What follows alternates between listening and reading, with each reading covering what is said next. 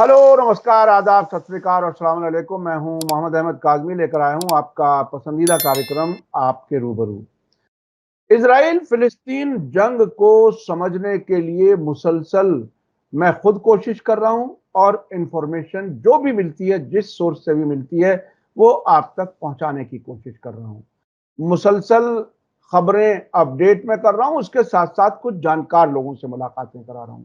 आपको अब तक बेरूत और तेहरान वगैरह से भी मैंने कई मेहमानों से मुलाकातें कराई हैं और देश के अंदर भी जो जानने वाले लोग हैं, जानकार लोग हैं, जर्नलिस्ट हैं, मुख्तलिफ लोगों से मैं मुसलसल, एक्टिविस्ट, उन सब से मैं बात करता रहता हूं ताकि उनका अपना जो समझ है, जो पर्सपेक्टिव है, जो हालात को देख रहे हैं वो किस तरह से देख रहे हैं।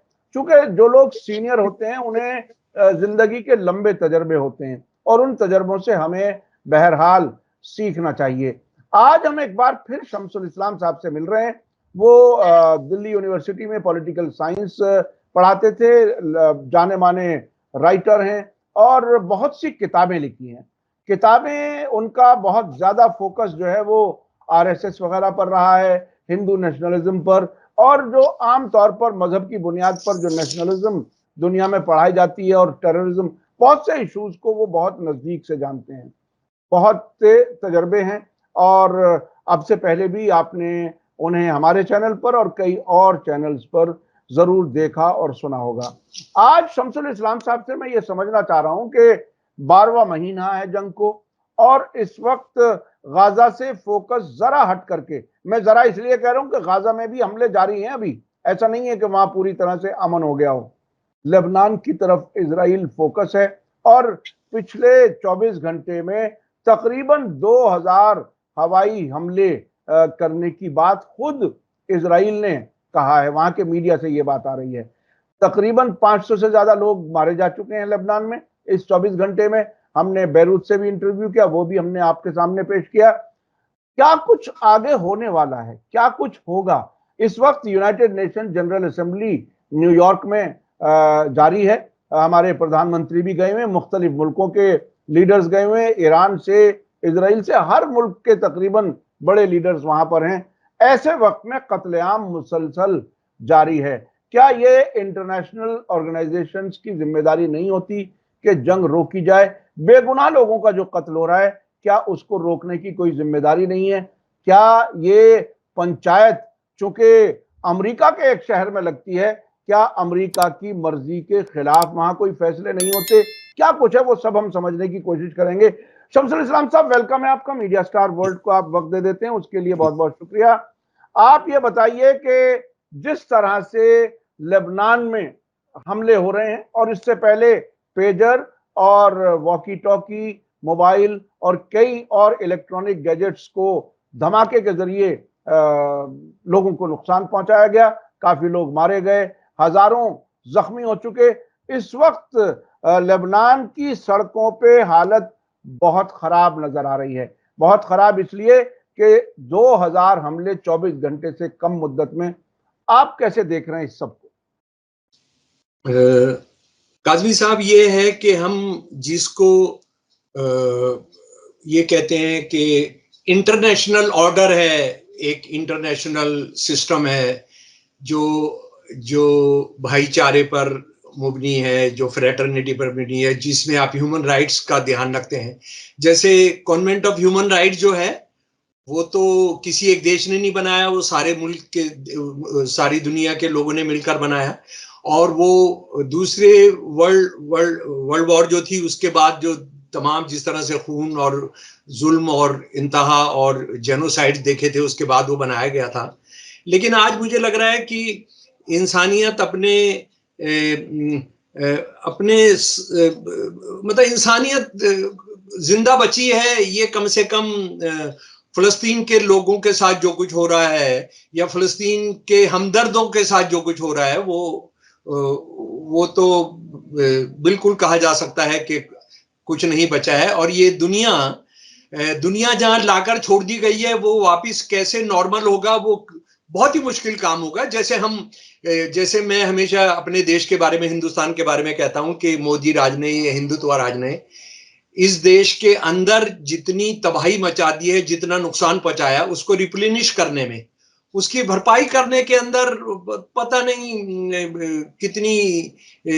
कितने डिकेड्स लगेंगे, और वो भरपाई हो भी पाएगी नहीं हो पाएगी, ये बिल्कुल सच है। लेकिन एक बात मैं जरूर, मुझे एक डिबेट के अंदर मुझसे ये सवाल किया गया और मैंने उनको बहुत शुक्रिया अदा किया सवाल करने के लिए, और वो सवाल क्या था वो मैं आज आपके साथ साझा कर रहा हूं कि मैं धर्म के नाम पर, मजहब के नाम पर जो कौमियत है, रिलीजियस नेशनलिज्म का मैं विरोधी हूं। तो बहुत सारे लोगों ने कहा कि आप जो लिख रहे हैं और बोल रहे हैं हमास के समर्थन में, तो वो तो एक बिल्कुल जो है मजहबी कौमियत की बात करता है, फिलिस्तीनी कौमियत को उसने इस्लामी कौमियत में कर दिया है। तो मैंने बताया कि देखिए, आप बहुत गलत समझते हैं, मैं जो कुछ बोल रहा हूं वो हमास का समर्थन है या नहीं, उसको अगर आप पूरी बात नहीं समझेंगे तो बहुत गलत नतीजे पर आप पहुंचेंगे।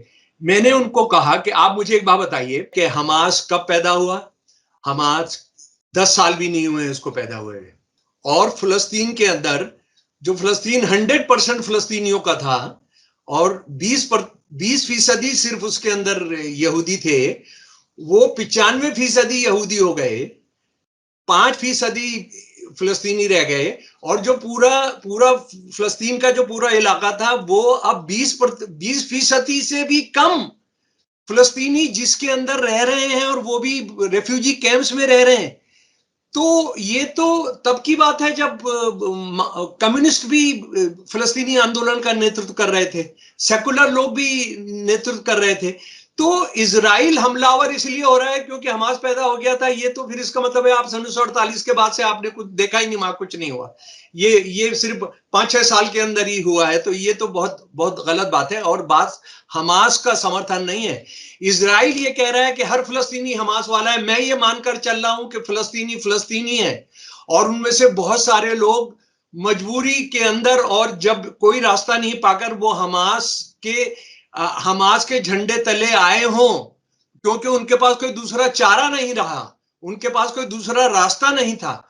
तो बात फिलिस्तीनियों से आप शिफ्ट मत करिए हमास पर।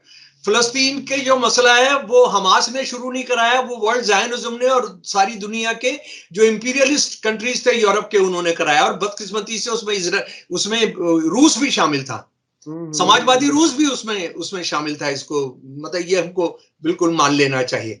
तो इसको समझ लेना चाहिए कि आज इजराइल ये कह रहा है कि हर फिलिस्तीनी हमास का आदमी है, और वो तमाम 41,000 से ज्यादा मारने के बाद भी कह रहे हैं हमास जिंदा है, अभी खत्म नहीं हुआ है, और अभी वो लेबनान में चला गया तो हम लेबनान के अंदर हम वहां सब कुछ खत्म करेंगे। ये तो पागलपन की बात है। लेकिन मैं एक और बहुत जरूरी बात जो आज करना चाहता हूं काज़मी जी, वो ये है कि 17 सितंबर को, 17, 18, 19 सितंबर को दुनिया के अंदर ऐसा हुआ है कि दुनिया में जो लोग हैं, जो सिविलाइजेशन है, जो देश हैं, जो इंडिविजुअल्स हैं, और वो इंडिविजुअल्स अगर इंडिविजुअल्स या ऑर्गेनाइजेशंस हैं जो टेक्नोलॉजी का सहारा लेते हैं, क्योंकि हमारे यहाँ जैसे मोदी जी हैं वो बहुत टेक्नोलॉजी, डिजिटल इंडिया और इस सब की बात करते हैं।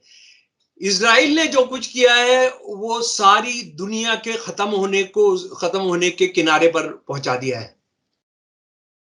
कोई आदमी इस दुनिया में सेफ नहीं है। देखिए जरा सा समझ लीजिए क्या हुआ। लगभग 10,000 पेजर, आप नहीं जानते हैं, ये बहुत सारे दोस्त नहीं जानते, लेकिन बहुत जानते भी हैं। लेकिन जो नहीं जानते मैं आपको बताना चाहता हूं, मोबाइल वगैरह के आने से पहले पेजर था। ये पेजर जो था वो एक लिखित मैसेज चलता रहता था, और आपके यहाँ नीचे आपकी बेल्ट के अंदर वो लगा रहता था। और उस पेजर को ये माना जाता था कि उसको कंट्रोल करना, उसका मैसेज सुनना बहुत मुश्किल, वो इम्पॉसिबल है। लेकिन ज़ायनिस्ट टेररिस्ट जो हैं, जो इस वक्त इजराइल पे राज कर रहे हैं, उन्होंने उसके अंदर भी एक टेररिज्म की एक जगह निकाल ली। और उसके बाद वॉकी टॉकी भी जो होते हैं आप अपने हिसाब से चला सकते हैं। उसको एक टेक्निकल नाम होता है, तो उस हिसाब से चला सकते हैं, और उसको फॉलो करना बहुत मुश्किल काम होता है। तो ये 10,000 के करीब जो पेजर आए लेबनान में और पूरे लेबनान के अंदर आए, वो उसके साथ कंप्रोमाइज किया गया। उसके अंदर बैटरी के साथ एक 2 ग्राम से 5 ग्राम तक का बारूद रख दिया गया। 2 ग्राम से 5 ग्राम बारूद रख दिया गया। और उसके बाद फिर कब जब उनको चाहिए, जब उनका उसके बाद एक कोड था, उस कोड से वो उसको ट्रिगर करा देंगे, उसको बारूद को ट्रिगर करा देंगे और वो बारूद जो है बैटरी के पास है तो वो फट जाएगा। ये जो सैकड़ों लोग इसमें मारे गए हैं, उसमें आम लोग जिनका कोई धंधा नहीं था, जो मुसलमान भी नहीं थे, वो मारे गए हैं जो पेजर का इस्तेमाल कर रहे थे। मतलब हिजबुल्लाह के मेंबर्स तो मारे ही गए हैं, हिजबुल्लाह के लोग मारे गए हैं, लेकिन बहुत सारे गैर मुसलमान भी मारे गए, दुकानदार मारे गए, मजदूर मारे गए, ट्रैवलर्स मारे गए, औरतें मारी गई हैं, बच्चे जो उसके बराबर में मौजूद थे वो मारे गए। तो इजराइल ने एक बार फिर वो ऐसा एक काम किया है दुनिया को खत्म करने का, जिसकी शुरुआत उन्होंने जुलाई 22 1946 में कर दी थी। देखिए जरा सा मेरे प्यारे दोस्तों समझ ले इस बात को, दुनिया में जो अर्बन टेररिज्म है, अर्बन टेररिज्म को शुरू कराया इजराइल ने, जायनिस्ट ने। जब इजराइल पूरी तरह से बना नहीं था, लेकिन जायनिस्ट ग्रुप जो थे, कई उनके नाम थे, मैं अभी उनका नाम आपको बताऊंगा, खासतौर पे उसके अंदर इरगुन सबसे बड़ा, सबसे टेररिस्ट ग्रुप था। इन्होंने क्या किया कि जो लीग ऑफ नेशंस की तरफ से ये फैसला हुआ था कि इंग्लैंड को हमने जिम्मेदारी देते हैं उसको फिलिस्तीन को चलाने की, उसमें जो भी फैसला करना है वो करने की। तो उसका जो यरूशलेम के अंदर जो होटल के अंदर, किंग डेविड होटल के अंदर जो उनका हेडक्वार्टर था, उस हेडक्वार्टर के अंदर वो कमांड थी, यानी फिलिस्तीन को कैसे चलाना है, क्या करना है, उसके नीचे सेलर के अंदर बम पहुंचाया गया। सेलर क्या होता है? सेलर जो 5 सितारा होटलों के अंदर सेलर का मतलब होता है जहां शराब जमा रहती है, या शराब खाना होता है वहां पर। तो वहां जो शराब जाती थी, ये जो टेररिस्ट ग्रुप थे ज़ायनिस्ट, इनको पता था, तो वहां उन्होंने वो उसके कार्टन्स में, शराब के कार्टन्स में बम फोड़े। और दुनिया का पहला जो टेररिस्ट एक्ट था, जो अर्बन टेररिस्ट एक्ट था, उसके अंदर 1257 पर दिन में 22 जुलाई 1946 को ये इसमें 100 से ज्यादा लोग मारे गए, 1000 से ज्यादा जख्मी हुए, और 29 लोगों को तो पता नहीं लगा बाद में कभी भी वो कहां चले गए। काजमी जी, ये टेररिज्म की शुरुआत थी। और जिस टेररिज्म को ये कहते हैं कि ये जिहादियों ने जिस टेररिज्म को पैदा किया है, मुसलमानों ने जिस टेररिज्म को पैदा किया है, टेररिज्म की बुनियाद रखने वाले दुनिया के अंदर वो ज़ायनिस्ट है। वो ज़ायनिस्ट जो इरगुन, और ये भी मैं आपको बता दूं कि ब्रिटिश गवर्नमेंट ने इस पर एक व्हाइट पेपर इशू किया था 3 दिन के बाद, और उसमें यह कहा था कि जो ज़ायनिस्ट टेररिस्ट ऑर्गेनाइजेशन हगन्ना, इरगन और स्टर्न, इन लोगों ने इस कांड को कराया है। तो टेररिज्म को, अर्बन टेररिज्म को शुरू कराने वाला इजराइल बनाने वाले लोग, और आज सारी दुनिया को फिर उसको, हर आदमी की जिंदगी को खतरे में डालने वाला काम करने वाला काज़मी जी आज आरएसएस जो शुरू रहा है, इसका कोई अंत नहीं होगा। देखिए अच्छा शमसुल इस्लाम साहब, बीच में रुक करके मैं थोड़ा सा मैं एक बार सीरिया के एम्बेसडर से इंटरव्यू कर रहा था दिल्ली में ही, जी। और उन्होंने एक बात कही कि हिजबुल्लाह या हमास, ये जो ग्रुप्स हैं जो इजराइल के खिलाफ लड़ने वाले हैं, इन्होंने कभी भी किसी दूसरे मुल्क में कोई टेरर एक्टिविटी नहीं की। और टेररिस्ट जो है वो किसी दूसरे मुल्क में, अगर वो अपने मुल्क को आजाद कराने की कोशिश कर रहे हैं, उनकी कोई बात सुन नहीं रहा, इंटरनेशनल फोरम्स पे नहीं सुन रहा, वहां की जो हुकूमत नकली बन के बैठी है वो नहीं सुन रही, सबके कान बहरे हो गए, तो वो अगर अपनी आजादी के लिए कुछ कोशिश करते हैं तो उसे कैसे टेररिज्म कहा जाता है? असल में एक लंबे अरसे से टेररिज्म की डेफिनेशन आज तक क्लियर नहीं है, और मेरा टेररिस्ट तेरा टेररिस्ट ये खूब हो रहा है। और खासतौर पर अमेरिका और इजराइल अपने मुखालिफिन को टेररिस्ट कहते हैं, और कुछ हुकूमतों को तैयार कर लेते हैं उन्हें टेररिस्ट ऑर्गेनाइजेशन डिक्लेयर कराने के लिए, ताकि पूरी दुनिया का मीडिया ये नैरेटिव बनाने में उसकी मदद करे कि ये सब टेररिस्ट हैं तकरीबन। नहीं काजमी जी, आप बिल्कुल सही फरमा रहे हैं। मैं कह रहा हूं, मैं 1 मिनट के लिए मानकर चल रहा हूं कि हमास टेररिस्ट है, हजबुल्ला टेररिस्ट है, एक मान लीजिए। ये क्या है? हाँ, ये क्या है? किंग डेविड अस्पताल होटल को उड़ाना क्या है? 75% फिलिस्तीनियों के गांव को जलाकर राख कर देना, हजारों फिलिस्तीनी और इजराइल बनाने के लिए हजारों हजारों फिलिस्तीनी बच्चियों को रेप करना, उनको जलाकर मार देना, उनको पूरा घेर कर चारों तरफ से कत्लेआम करना, ये क्या है? और अगर आज की आप बात करेंगे, जो वेस्ट बैंक के अंदर और गाजा के अंदर हो रहा है, जिस पर अभी भी आएंगे, वो क्या है वो भी तो बताइए ना। अच्छा, एक बात और समझ लीजिए, ये जो पेजर और ये जो वॉकी टॉकी का मामला है, इसका भी इंडियन लिंक आ रहा है। इसका इंडियन लिंक ये है कि रिंसन जोस, ये 39 साल का बंदा है, जिसके बाद 2 देशों की दो देशों की, ये बुल्गारिया का भी है और इंडिया का भी इसके पास नागरिकता है। और ये देखिए कितना बड़ा काम इसने किया है। अब जरा सा सोचिए, हजारों की तादाद के अंदर, मोबाइल के अंदर, पेजर के अंदर, अच्छा मोबाइल भी फटे हैं, मोबाइल के अंदर भी किया गया है, मोबाइल के अंदर, पेजर के अंदर, वॉकी टॉकी के अंदर कर रहे हैं। आपको लगता है ये CIA को नहीं पता था? आपको लगता है ये M15 को, ब्रिटेन का जो इंटेलिजेंस एजेंसी है, उसको नहीं पता था? आपको लगता है रॉ को, इंडियन इंटेलिजेंस एजेंसीज को नहीं पता था? ये उनकी मर्जी के बिना हो गया होगा? वो ये इंटेलिजेंस एजेंसी जो आप अपने बेडरूम में क्या कर रहे हैं उसकी भी खबर वो रख सकते हैं। हम इस बात को जानते हैं, अमेरिका के राष्ट्रपति कैसे अपने ऑफिस के अंदर अपनी सेक्रेटरी के साथ लेविंस्की वाला मामला क्या था, वो तक आउट हो गया था कि आप क्या कर रहे हैं अपने कमरे में। राष्ट्रपति के व्हाइट हाउस में आप जान सकते थे। ये इनको नहीं पता था। ये सारी दुनिया की मर्जी से हुआ है। बिल्कुल बिल्कुल। ये सारी दुनिया की जो लुटेरे हैं, जो इजराइल के सरपरस्त हैं, वो उसके साथ शामिल हैं। और यहां पर भी बदकिस्मती से और चौंकाने वाली बात यह है कि भारत का लिंक निकल आता है। और भारत जो दुनिया का सबसे बड़ा डेमोक्रेसी है, वो कितनी खतरनाक पोजीशन में पहुंच गई है।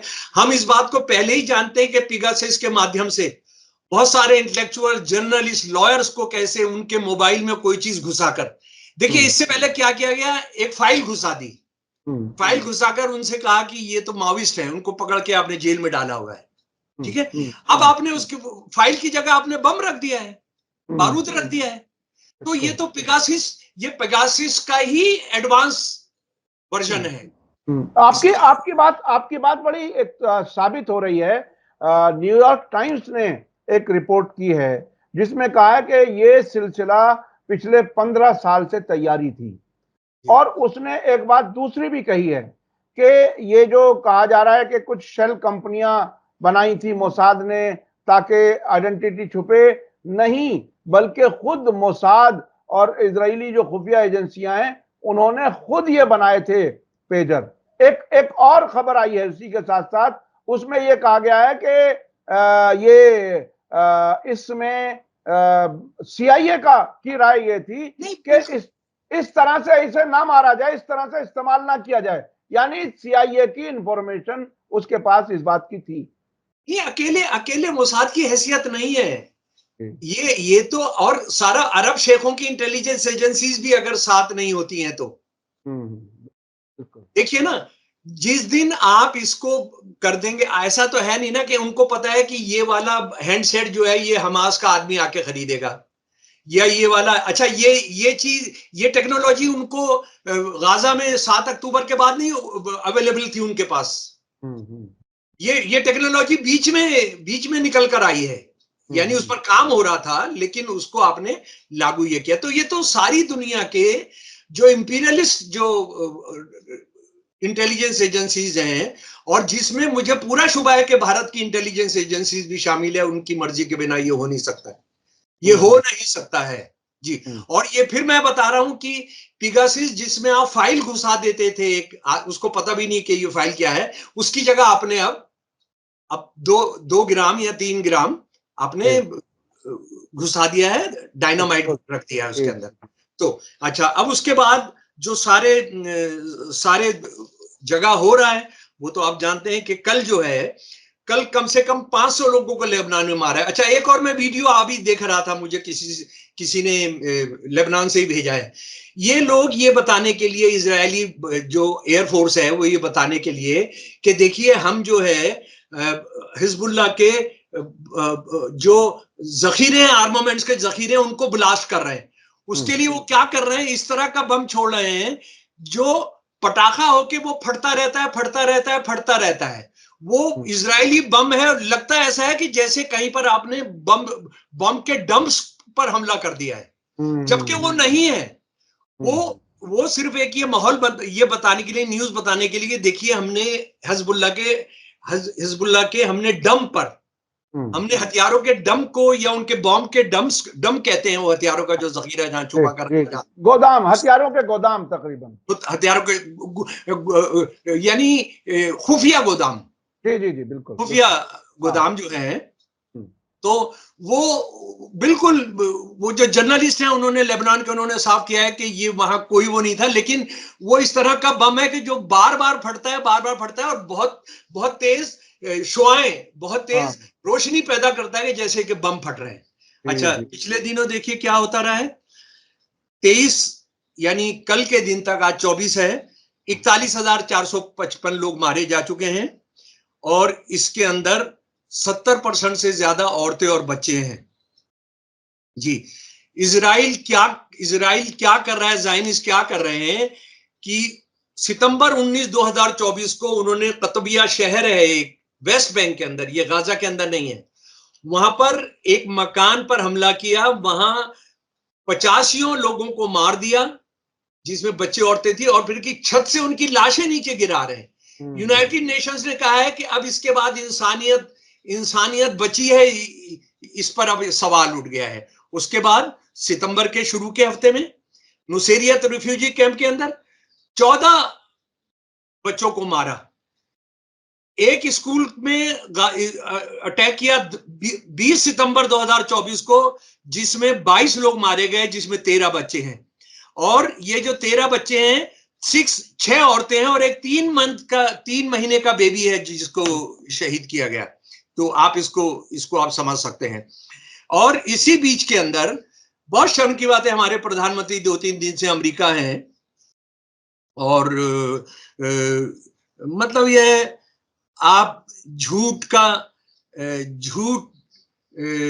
की कोई हद भी होती है, या झूठों का शहंशाह किसको कहा जाएगा, झूठों का सरोत्र, झूठ की गंगा किसको बोला जाएगा है, उसको आप ये जान लीजिए कि इस बंदे ने कल यूनाइटेड नेशंस को सभा करते हुए कहा कि humanities success lies in our collective strength, not in the battlefield.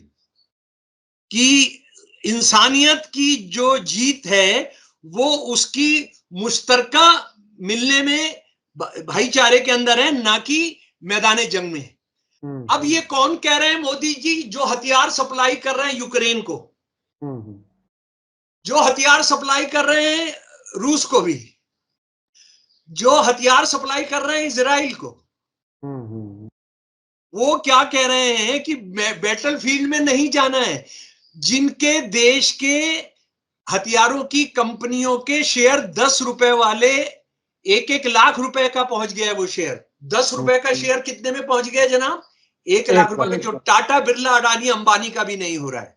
और उसके बाद उससे भी ज्यादा शर्मनाक बात है, और मुझे लगता है कि पैलेस्टीनियन अथॉरिटी के लिए भी वो बहुत शर्मनाक बात है, कि वो कल ही मिले हैं महमूद अब्बास साहब से, न्यूयॉर्क में मिले हैं, और महमूद अब्बास साहब का कोई बयान नहीं आया, लेकिन मोदी जी का बयान आया है, क्योंकि मोदी जी तो फट से एकदम अपना फोटो और वो लगाते हैं। I reiterate India support for early restoration of peace and stability in the region. मैं फिर दोहरा रहा हूं कि हम पूरा जो क्षेत्र है उसके अंदर बहुत अमन हो और स्टेबिलिटी हो। हमने, यानी वो बता रहे हैं प्रेसिडेंट महमूद अब्बास साहब के साथ हमने जो हमारी पुरानी दोस्ती है फिलिस्तीनियों के साथ, और फिलिस्तीन के लोगों के साथ उसको कैसे मुस्तहकम किया जाए, उसको कैसा मजबूत किया जाए, हमने उस पर बात की। हाँ जी मोदी जी, आप हथियार देकर उसको मुस्तहकम कर रहे हैं इजराइल को, आप बम देकर उनको उसको मुस्तहकम कर रहे हैं। तो आपका जो अंदाज है, आप भारत के संविधान का सत्यानाश करके अमृतकाल भारत की प्रजातंत्र का आप मना रहे हैं। आपसे ज्यादा दोगला तिगला क्या बोलूंगा मैं, वो नहीं हो सकता। और सबसे शर्मनाक बात यह है, महमूद अब्बास साहब इसको पी जा रहे हैं। महमूद अब्बास साहब, इस शर्मनाक महमूद अब्बास साहब की तरफ से कोई बयान नहीं है कि तुम हथियार देना तो बंद कर दो। अरे सब महमूद अब्बास, देखिए महमूद अब्बास की कहानी तो मिलकर के फिर वहीं इजराइल की तरफ जाती है। वो अभी तक, देखिए पिछले दिनों हमास का एक बयान आया कि महमूद अब्बास की सिक्योरिटी फोर्सेस ने इजराइल के खिलाफ होने वाले किसी हमले को नाकाम किया बाकायदा। तो महमूद अब्बास तो खुद इजराइल के एजेंट हैं। मैं तो अक्सर ये बात कहता हूं कि पूरी दुनिया के सामने एक नकली किस्म का आदमी बिठाया हुआ है, जिसे फिलिस्तीन का नुमाइंदा बना करके पेश किया जाता है, जिसकी मर्जी आती है उसके साथ फोटो खिंचवाता है, फिलिस्तीनियों का हमदर्द कहलवाता है। उनकी एम्बेसी यहां पर है, लेकिन फिलिस्तीन का झंडा उठाने पर हिंदू मुसलमान कोई भी उसको जेल में डाला जा रहा है। उन पर टेरर लॉ के तहत मुकदमे चलाए जा रहे हैं।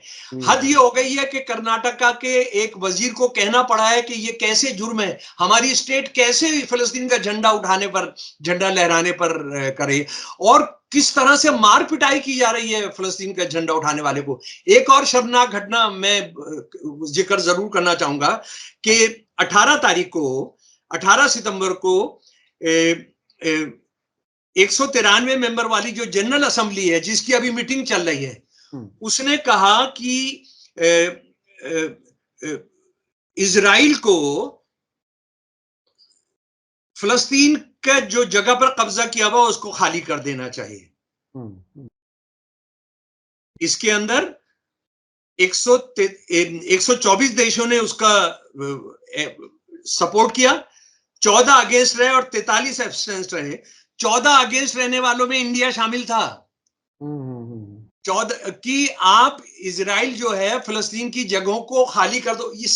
इसके सैकड़ों प्रस्ताव यूनाइटेड नेशंस ने पास किए हुए, उसी को फिर एक बार दोहरा रहे थे मोदी जी। वहां अब्बास साहब को बता रहे हैं कि मैंने फिर दोहराया कि हम फिलिस्तीन के साथ खड़े हैं।